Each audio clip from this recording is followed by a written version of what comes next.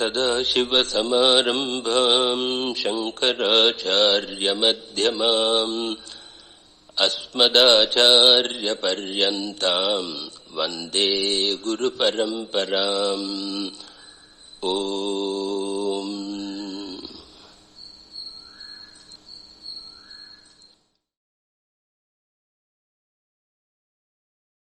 This is the best to start and to close with my Guru, Swami Paramarthananda's chanting, so we can receive the blessings and grace of our holy tradition, of our Guru Parampara.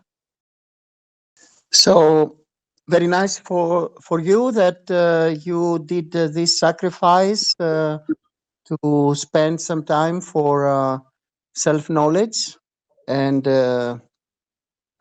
you are most welcome, as always, to share your questions and all the issues that you would like to clarify together.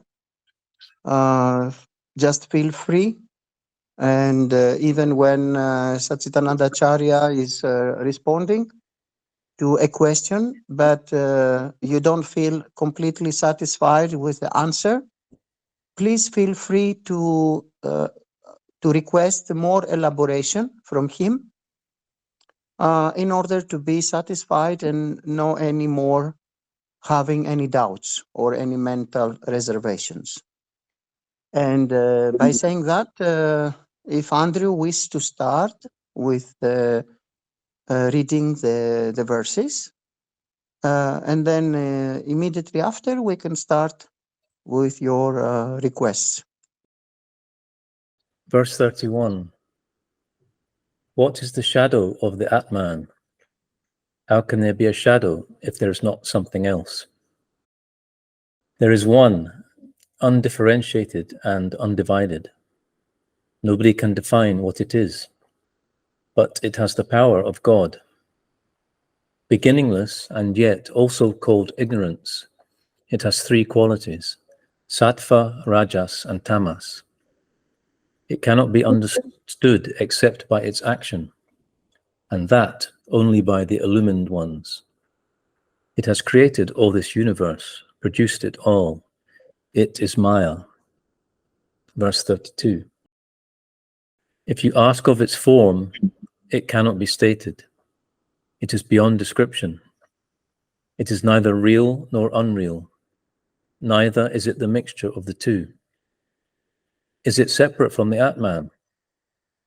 It is neither separate nor yet non-separate, nor part of the Atman. Yet neither can you say it is not part. It is not the body. It is most wonderful and beyond all description. 33. Beyond these three qualities, there is the undifferentiated, the avyaktam, where the three gunas remain in a germ state before creation. This is the cause of these two bodies. Sushupti, dreamless sleep, is the state of the causal body. In this state, the intellect remains in sleep. 34. Now I shall speak about the nature of your real self, knowing which one becomes free from all bondage and enjoys the state of isolation of being alone, of oneness. 35. There is one, self-existent, eternal, who is the basis of all belief that I am, and who is the witness of the three states of consciousness, Jagrat, Svapna, and Sushupti, and who is separate from the five sheaths. Hi there. Yes, welcome. Namaste. Namaste. The Sanskrit words, I could use some help on those. So in 31, it talked about the three qualities, sattva, rajas, and tamas. Can you elaborate on those, please? Yes, it is a very, very big topic, very big issue that somebody needs to study a little bit, and to cover this, it needs many classes. So it's not so easy to to give you a summary because it is a very big issue, a very big topic. So you can study this topic also even through Ayurveda, the Vedas about the medicine, the health, and also you can find many other ways to study about these qualities in all the scriptures. It is mentioned. It is very big topic, but we can say that it is the three qualities that appearing in this dream reality through the power of Maya. And they, of course, they are about this dream Vyavaharika, empirical reality. Brahman, our true nature, do not have these qualities. It is just a mechanism that is appearing only in the Vyavaharika empirical reality. Just to let you know that it's not something that it is about Paramarthika teachings, the absolute reality. But furthermore, please study a little bit about this, and you can come up with more particular questions because it's a very, very big topic. And even if I will talk about it for the entire class, it will not be covered.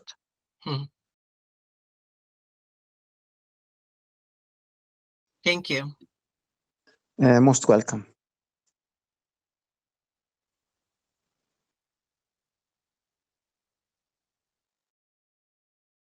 Guruji,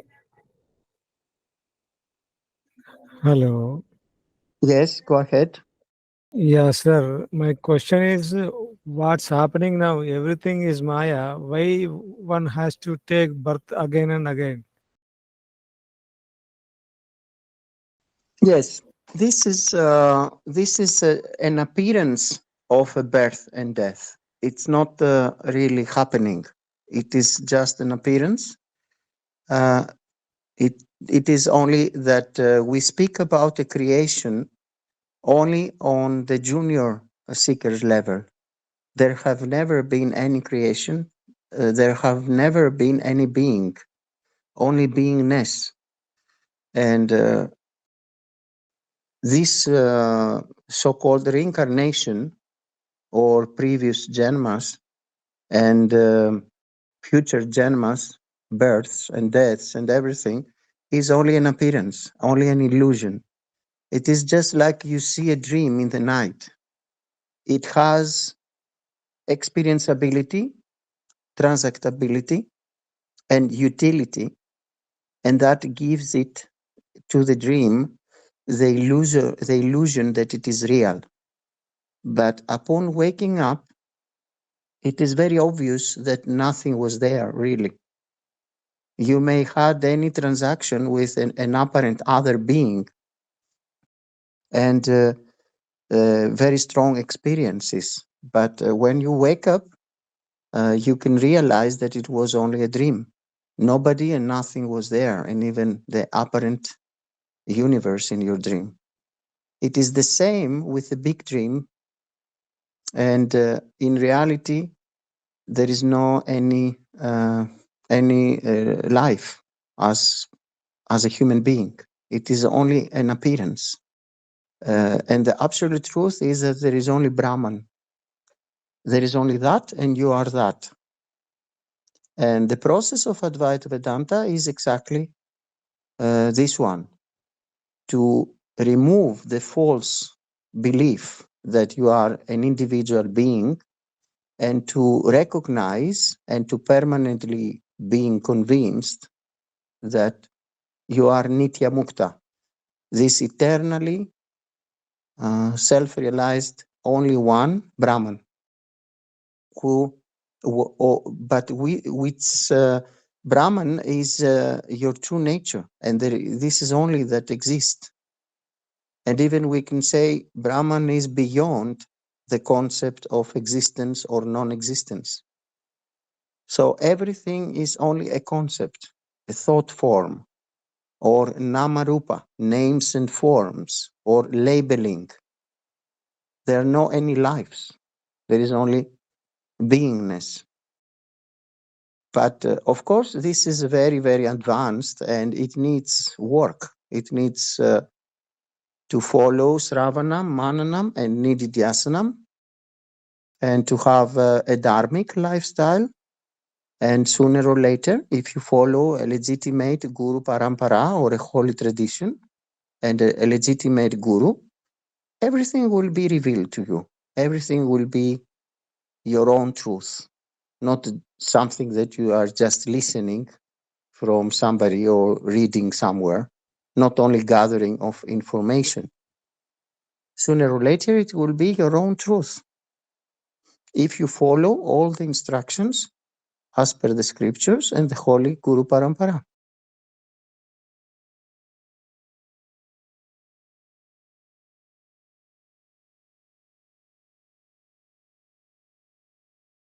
Okay, thank you, Guruji.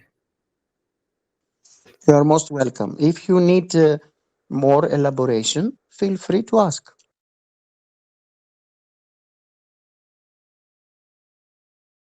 Yeah, I will ask. I will ask. Just a few minutes. I will take time and let you know.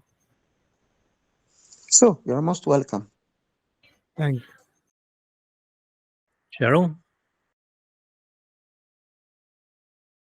I noticed in last week, I wasn't here, but I did listen back the recording, and then looking at the writings today, there's always so much mention about the different states, the causal body, and dream and dreamless sleep, and these different states. And I had mentioned once before to you that I have a lifetime, and I don't know why, but of lucid dreaming and astral projection and that kind of thing. And then last week in the recording, you talked about that all those states were still illusory. And so I'm kind of confused why there's so much talk about these states during sleep, this sleep and deep sleep and all that. I mean, it's in Buddhism, it's in the Upanishads, it's everywhere. What's the relevancy to these states if they're illusory? Yes, very nice question. The purpose is only pedagogical. The purpose is only to lead you to the recognition and conviction that all that appears in these states are only illusory. And what you really are is the witnessing consciousness, or Sachidananda. So these states are only a mind states. Brahman do not go into these transitions. Brahman is always the same, unchanging, completely attributeless, and this is your true nature. All the states are for the purpose of guiding you sooner or later in this absolute truth, that there is only that and you are that. But because it is very difficult, it needs to do it step by step with these old tools, speaking about the states of the mind, clarifying the differences between the states, and finally you can see, you can recognize, and being convinced that these states are only on the level of the mind, on the level of illusion.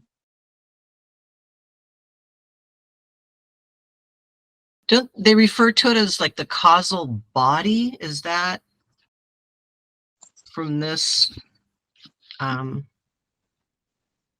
Do you speak about that, like the mental bodies and causal bodies? I can't remember where I'm getting my information from, if that's something I read somewhere else, or I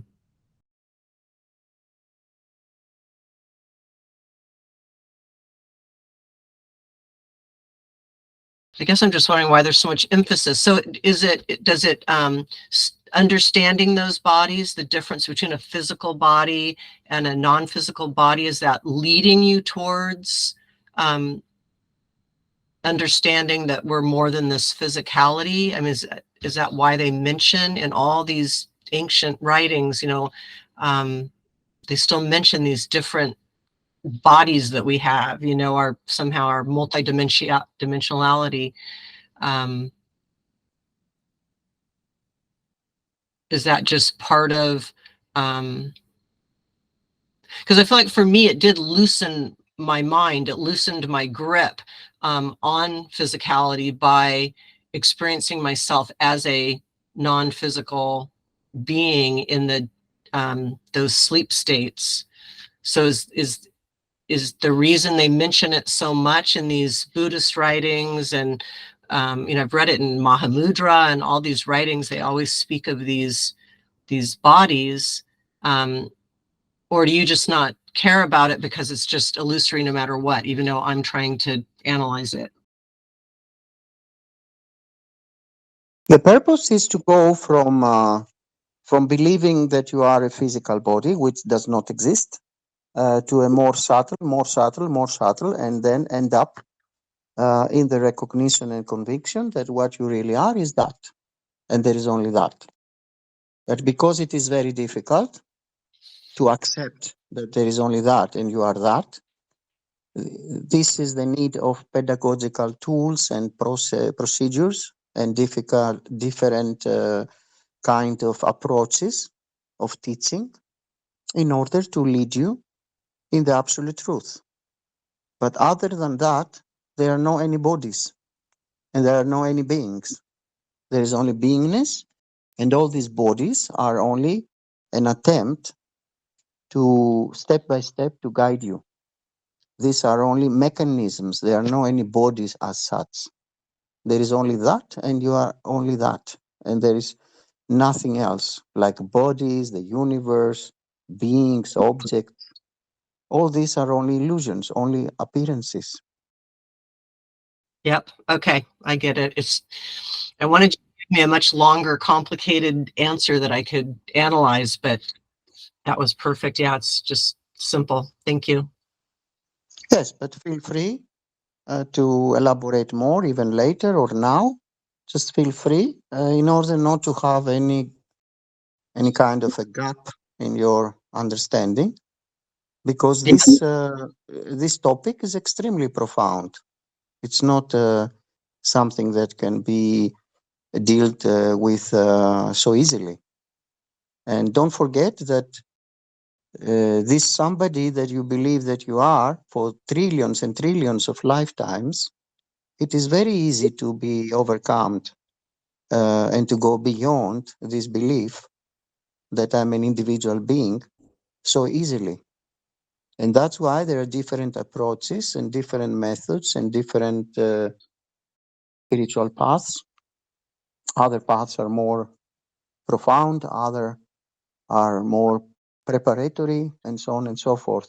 Because the sages wanted to help all kinds of maturity levels, spiritual maturity levels of the seekers. So that's why you can see different approaches, different teachings, different scriptures. Even in the Upanishads, you can see that there are two kinds of teachings.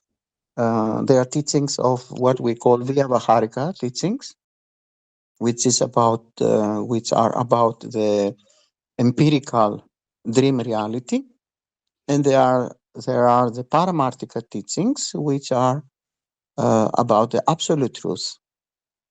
But because we have junior seekers, not so much prepared, in an appropriate way, we need to have this introduction. So, for example, we speak about the creation in some Upanishads, and in some other Upanishads, we neglect the so-called creation, depending on the level of spiritual maturity of the seeker.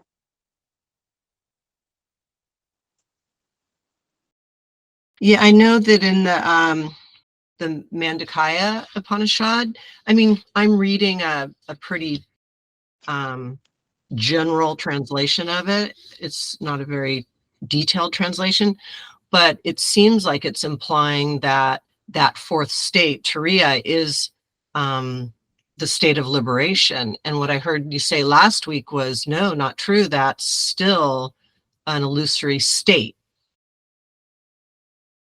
The teachings are speaking about the fourth state, Turiya state, only to make a discrimination for pedagogical reasons that these transitions are happening only in the level of the mind, like the dream without sleep, without the sleep without dreams, and the so-called waking state, and the dream state are only transitions about the mind. And even the mind does not really exist. It's only a mechanism. It is just what we call the bundle of thoughts. There is no such thing as mind. It's only a label, only Namarupa, names and forms. So in Mandukya Upanishad, it is clearly conveyed that there is no creation and there are no beings and there is no what we call bondage and liberation. But again, it is for very, very advanced, completely mature spiritual seekers. But about that you are studying alone Mandukya Upanishad, it is not the appropriate way to benefit you. It is very clearly mentioned in all the scriptures that if you study a scripture without a guru, it is the worst mistake.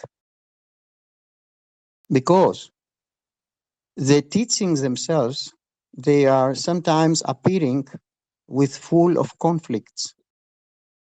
Why? Because some teachings are wanting to present something for junior seekers, and other teachings, they are for senior students. And only the guru can decide and can understand and can feel what he can reveal and what not, and what he must convey to the seeker, and how he can or she can lead him or her to the right path, to the right profound understanding. So I'm sorry to say that it is a big mistake that you study alone Mandukya Upanishad, but I need to say that. Okay. I mean, I can understand how that could be, especially these are translations and they are kind of dumbed down for Westerners sometimes. And so that makes sense. Yes, most of them are fully in errors. 90% is a disaster in errors. And secondly, there are so many different approaches and lineages with different view that you will become only confused. So you must choose one guru parampara and one guru, and just stay in this line. If you just study whatever you want by yourself without the proper guidance and without the help of a legitimate guru, who himself was a sishya, a student, a disciple of another guru, and his guru the same, belonging to an authentic and beginningless guru parampara, you are doomed to ignorance, to darkness, to failure. So let's say, I can tell you an example. There is a verse, let's say in Bhagavad Gita, that says, Krishna says to Arjuna, I am in all. And then the second verse says, I'm not in all. Then what you can take, whom you will ask? Your husband, your sister, your brother, your children, your friend. Who can ask? Whom you can ask, and to be sure that you will receive the best clarification? Only a guru. And that is the disaster nowadays in our era. Everybody's studying alone, and he is just speculating if what he's reading is the true approach or not, the true understanding. And that's why we have a great disaster. And we have all these phenomena in the planet of the seekers doing all the time mistakes or doing what we call spiritual appropriation and so many other phenomena. And the only solution, as per the ancient scriptures, the beginningless scriptures, is to humbly to ask the guidance of a guru. There is no other way. And who will be the guru is also mentioned in the scriptures, and which are the characteristics of an authentic guru, and which are the characteristics of an authentic and ideal Sishya, disciple or student. Everything is mentioned in the scriptures with full details. So the only way is to be under the guidance of a competent guru and belonging to an authentic guru parampara.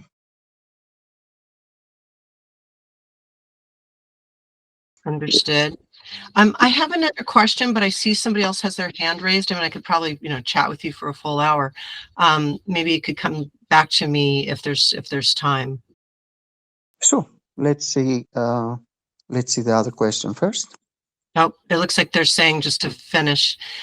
Okay, so I just have a general question. So I, maybe like other people here too, I've had, several profound experiences, glimpses of, my true reality.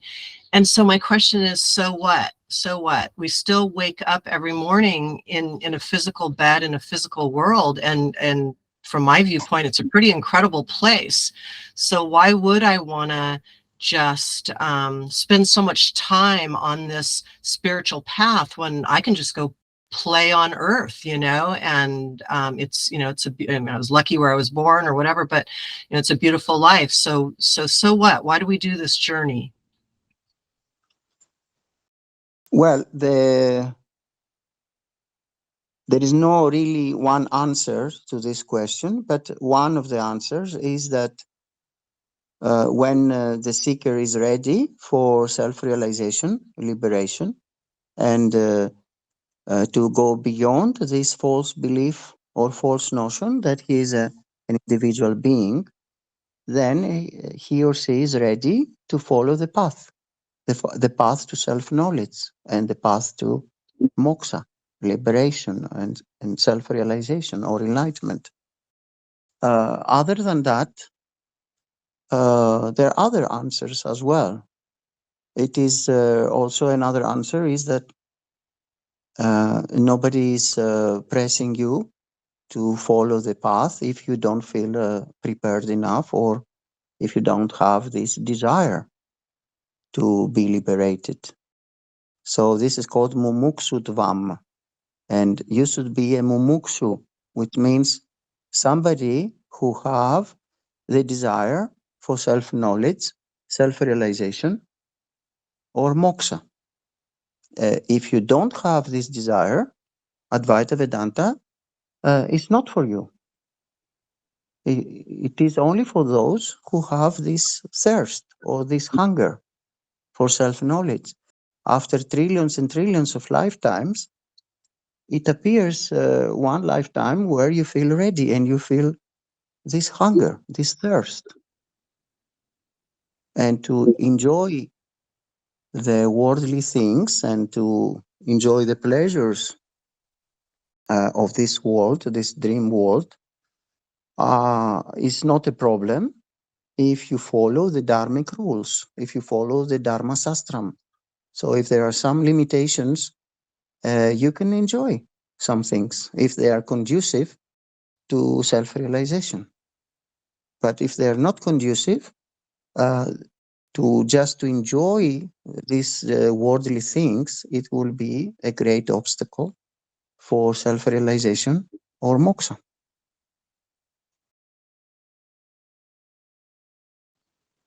Also, you may have a nice period.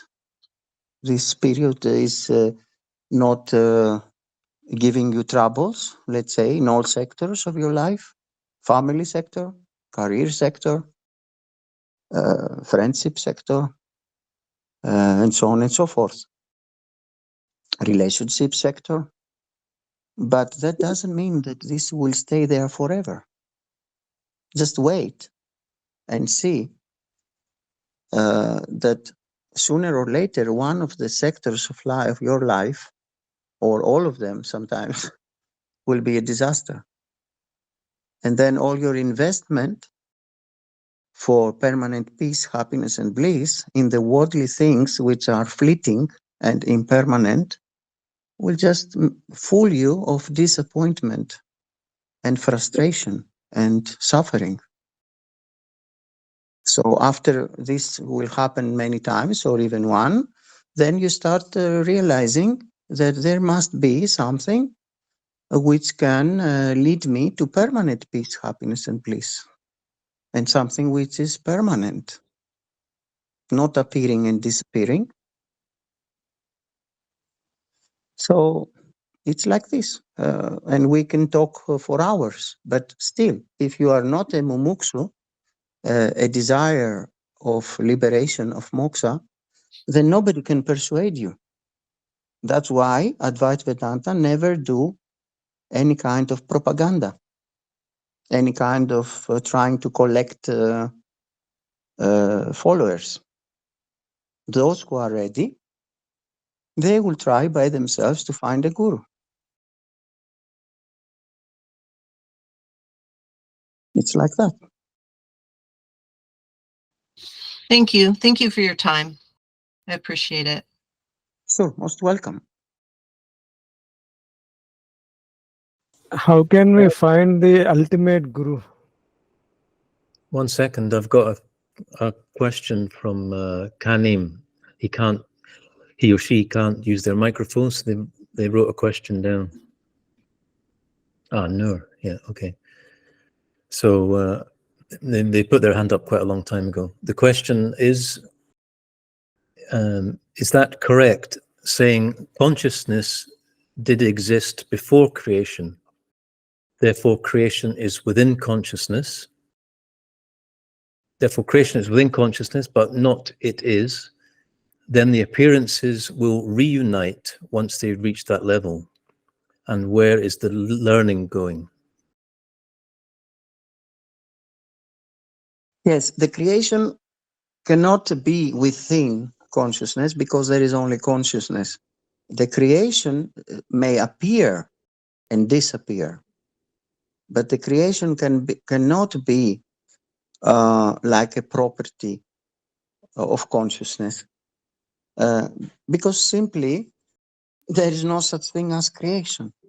It's only labels and form. Labels and forms, namarupa, labeling, names and forms, concepts, thought forms. Whatever you see is only a label, only a thought form, a concept. The concept of creation, for example, it disappears together with the apparent universe, the apparent beings, and the apparent objects. All are disappearing in the deep sleep without dreams.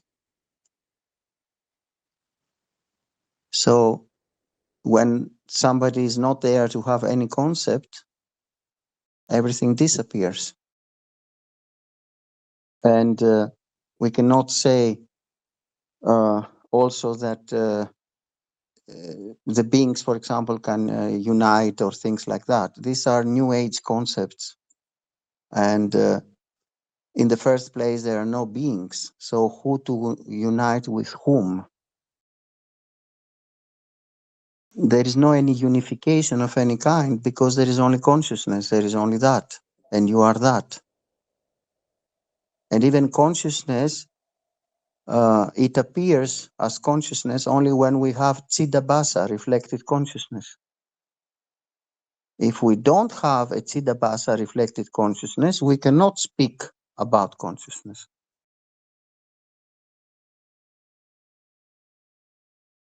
To speak about consciousness, we need a fine medium, what we call Suksma Sariram. a somebody, a Jivatma. So this Jivatma, through the Sukshma Sariram, can be a fine medium and can express what we call consciousness. When there is nobody in the first place, who can speak about creation? Who can speak about consciousness? About consciousness, only somebody can speak. Consciousness cannot speak about itself. I am consciousness. The same with what we call Brahman. Brahman don't say I exist and I am Brahman. We have to have a hybrid phenomenon that we call Atma and Anatma together, the real and the unreal together, and what we call Saksi, Chidabhasa, reflected consciousness, which further creates what we call witnessing consciousness, Saksi Chaitanyam. Again, Saksi Chaitanyam is the result of this hybrid phenomenon. Before the appearance of a Jivatma, who will speak about Saksi Chaitanyam or consciousness or Brahman or whatever? We have to have somebody there, an apparent somebody, which is only a reflection, which is only an apparent somebody. And as much as you try to find the somebody, you will never be able to find a somebody, because the somebody is only a concept and only a collection, a bundle of labels and memories.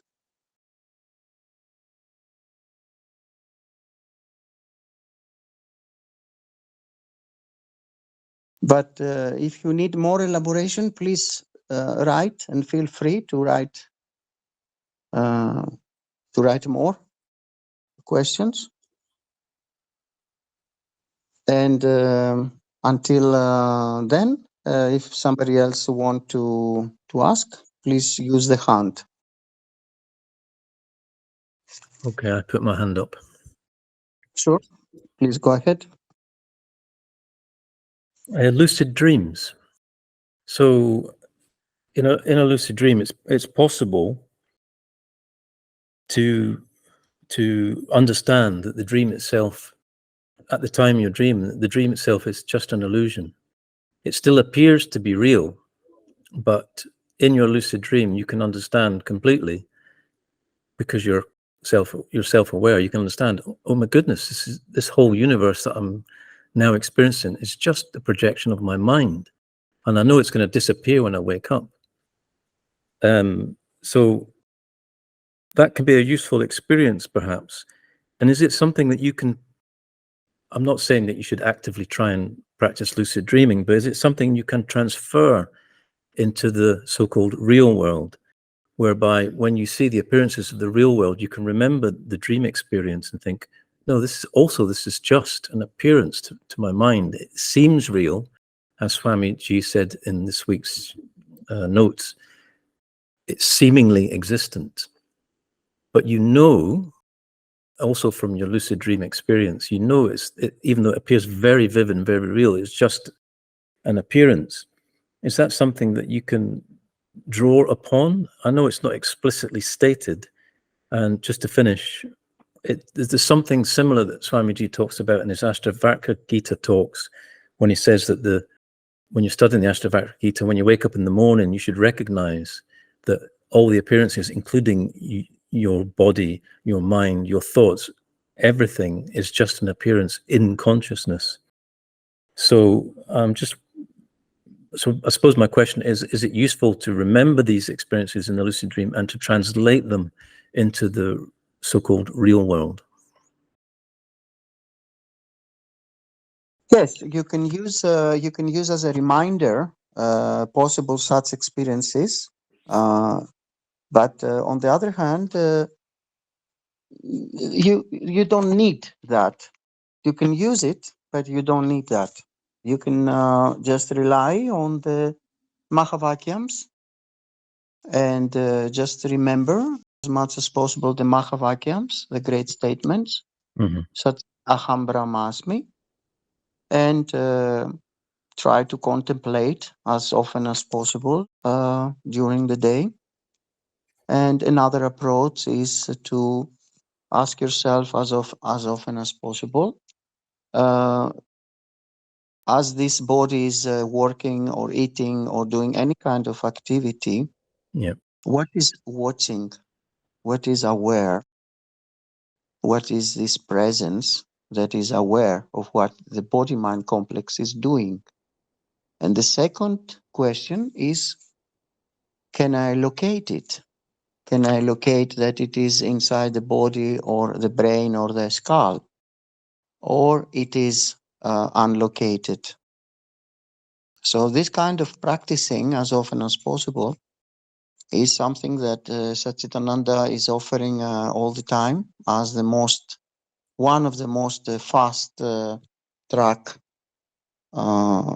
powerful practices during the day, which can offer a really fast self-realization, because it goes, this kind of practicing, it goes truly in the cracks of the matter. Like the moment that you believe that you are a body-mind complex, you can transform that by this practice.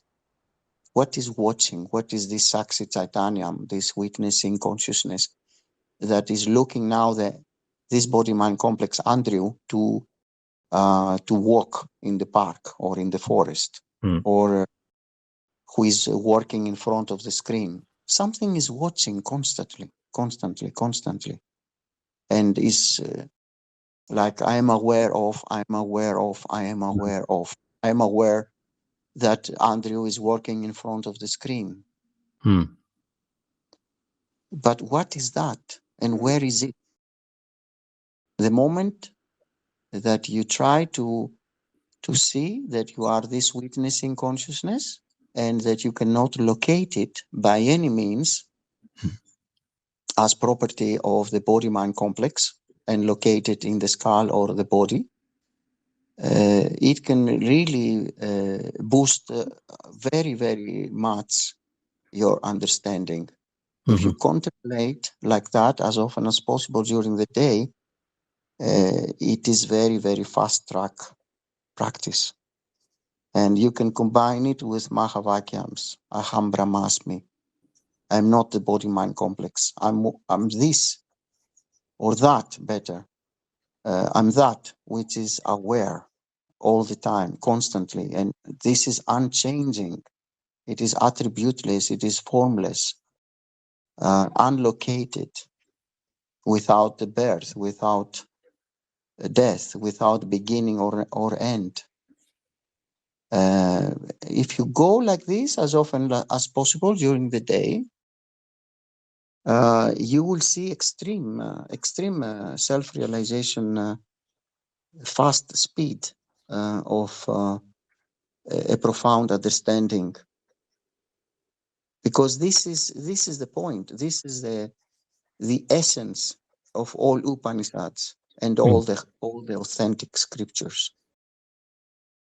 To remove this false notion that I am a body-mind complex, an individual being, and I am a part of the humanity, a part of this universe, and I'm distinct from other beings. This is a disaster if you have this false notion, and you believe that you are behind the eyes inside the skull, in this fleshy brain, or in the body, or anywhere. And the more you realize that, the more you can understand that it cannot be like that. I'm this awareness, this presence that is encompassing everything, pervades everything, all the appearances, including this apparent universe. So how I can be a limited body-mind complex, since everything is changing? all the experiences are changing. But this awareness, this presence is always the same, eternally, beyond space and time. So you can use many things, but Sachidananda Acharya is always is offering this preference of a spiritual practice, which can give really speed, fast track self-realization. So remember that, try to practice it as often as possible, and you will see great results. It's removing, kicking out this false notion. I am a body-mind complex. I am an individual being. I'm part of this universe. I'm distinct from others. It really destroys these false notions. And if you combine it with the Mahavakyams, such as Aham Brahmasmi or Tattvamasi, then your speed is guaranteed.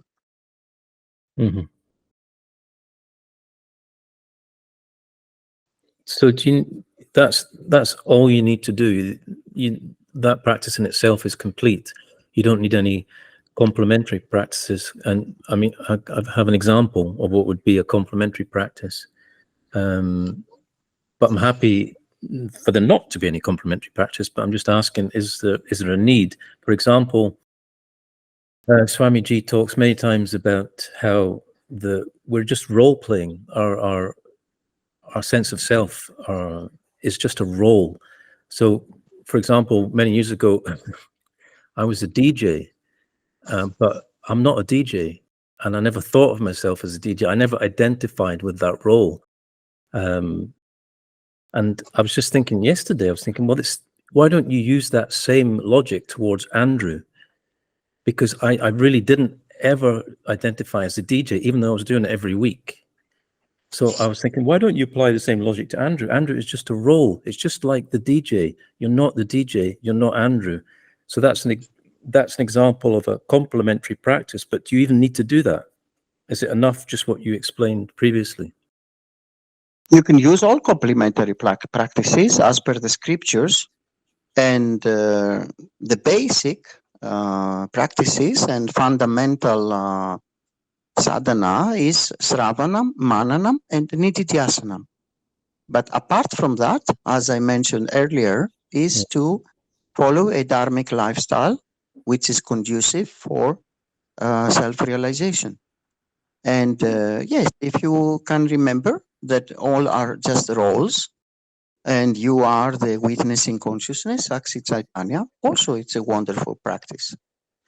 Sachidananda Acharya is not Sachidananda Acharya, is that, and there is only that. Sachidananda Acharya is only a role. Yeah. Sachidananda Acharya is also a father, and a husband, and a friend for some people, and a guru for some people. But there is no being really called Sachidananda Acharya. The beingness only is playing this role. There is only beingness, one singularity of beingness. There is no such being as Sachidananda Acharya or Andrew. There is only that. So by remembering that is very, very beneficial, and can speed up really the process to what we call a permanent recognition and conviction that there is only that and I am that. Now, if somebody is asking, what is that? The only answer is that that is unfathomable. It is beyond any concepts. The moment that you try to give it concepts or labels of any kind, you are already in Dvaita, not Advaita. You are already in trap, a mental trap.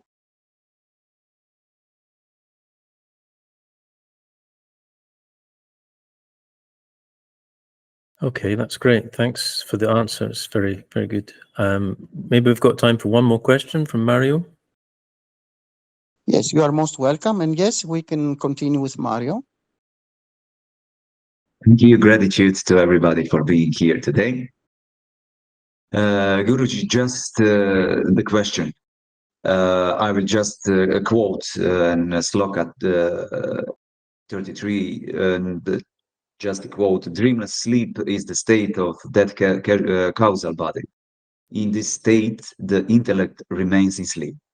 And I have to ask, because in midst of that yogic practice for many years, there was a moment of deep sleep, completely, absolutely without any objects to be known, with a deep recognition, a sense of being aware of absent of awareness, which is aware itself. So I know that Vedanta and spiritual practice is always making peace between two apparent opposites, or making peace with paradoxes. And the one who is realized is in peace, is in embodiment of both sides, apparent sides of paradoxes.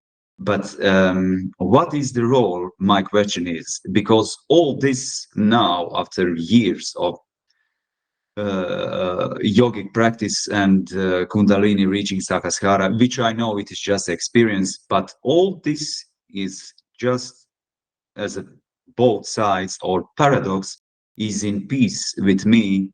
So what is the role of the mystic experiences, and does the teaching of Advaita Vedanta, coming from rishis but coming from Ishvara, by the help of diving deep into unknown of our hearts and tremendous love, which consciousness is, and does the mystical experiences have a role in Advaita Vedanta, or is this, or how to say it, can we use it as a source of knowledge? I know there is a huge difference between experience and knowledge, but are mystical experiences a good way to extract high quality spiritual knowledge from them? Or they are just to be disregarded and just to be recognized as something that appears in me as every other object? Yes, mystical experiences are not condemned when they are not something that you are seeking and struggling to have them, to pursue them.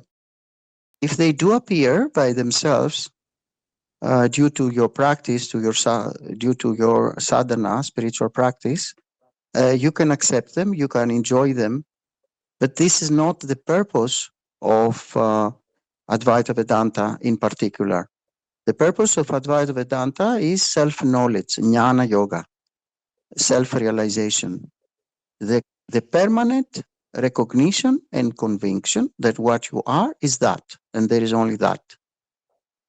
Now, if you have any mystical experiences during your spiritual practice, you can enjoy them, but not to do any struggling about having them again and again and again.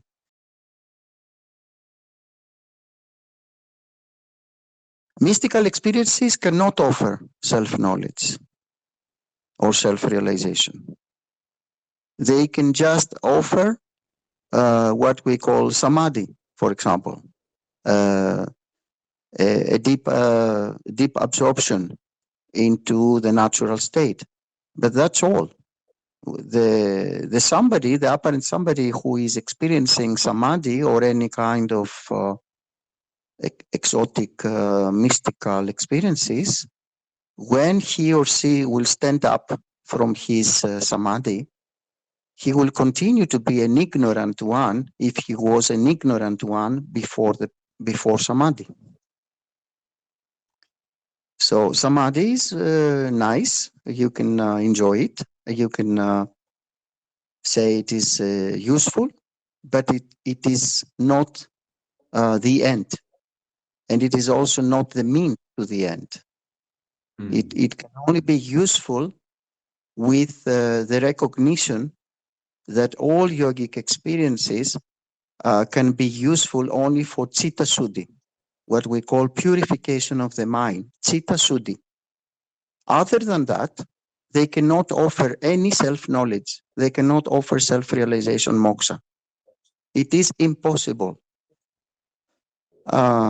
Even if Kundalini will appear, will end up in Sahasrara Chakra, and you will experience samadhi and total bliss, after the event, if you don't have self-knowledge, you will remain an ignorant one. This samadhi may give you the help, in inverted commas, to discriminate that the worldly things cannot have so much bliss, for example, and the samadhi can offer to you a taste of what means not to be a worldly person, and a detachment from the apparent, what we call bodies, like physical body, pranic body, causal body, and so on and so forth, which by themselves do not exist, but at least some kind of spiritual experiences, occult or mystical or siddhis and riddhis, can help you to recognize that that you must be something else, not the physical or the body-mind complex. So until then, other than that, better to express, there is no any other possibility to reach self-knowledge through Kundalini yoga or any kind of yoga other than Jnana yoga. That's why it's mentioned in the scriptures, especially in the Upanishads, which are the peak of the most profound teachings ever appeared in the planet, that only Jnana yoga is capable to offer to you self-knowledge, enlightenment, or self-realization. Of course, nowadays, there is so much spiritual industry that they are selling such kind of experiences to buy their workshops, their retreats, their books, to follow these fake gurus, and so on and so forth. But I'm sorry, but any kind of occult experiences or spiritual experiences cannot offer self-realization or moksha. They can only be a tool for the purification of the mind, Chitta Suddhi. Now, don't say stop and try to avoid them. If they do appear, you can enjoy them. But you should remember that they are not enough. They cannot offer self-realization moksha. It is impossible. It's like you want to learn Chinese language and you want to learn through samadhi. And you say to yourself, I will go into samadhi, or I will try to have a spiritual experience, an exotic mystical experience. And then when I will stand up from my posture, I will wake up and I will be a Chinese professor or a Chinese speaker. It is impossible. The fundamental root of the problem of suffering, of the apparent suffering of the apparent beings, is the false notion that what I am is a limited being, is a body-mind complex. If you don't remove this false notion, whether you have the most beautiful experiences, the most advanced experiences, whether you walk in the sky, whether you walk in the sea, whether you can you can disappear and then appear again in another city, or all kinds of siddhis and riddhis, will not help you for self-realization moksha. We have infinite examples in the scriptures of very, very advanced yogis with very, very advanced siddhis and riddhis, mystical experiences and mystical powers, occult powers, who finally they became demons and they were harming the humanity or burning villages. So the point is not The point is not to have any spiritual experiences or occult experiences. The point is the fundamental solution to the fundamental root of suffering and ignorance and darkness is to remove this false notion. I am a body-mind complex. I'm an individual being, distinct from others, member or part of this apparent universe. So these false notions must be removed. And how you can remove them? You cannot remove them by any other yoga except Jnana Yoga. All the other methods, all the other yogas are for Chitta Suddhi, purification of the mind, in order for the mind to be in a conducive atmosphere for Jnana Yoga, to enter the path of Jnana Yoga.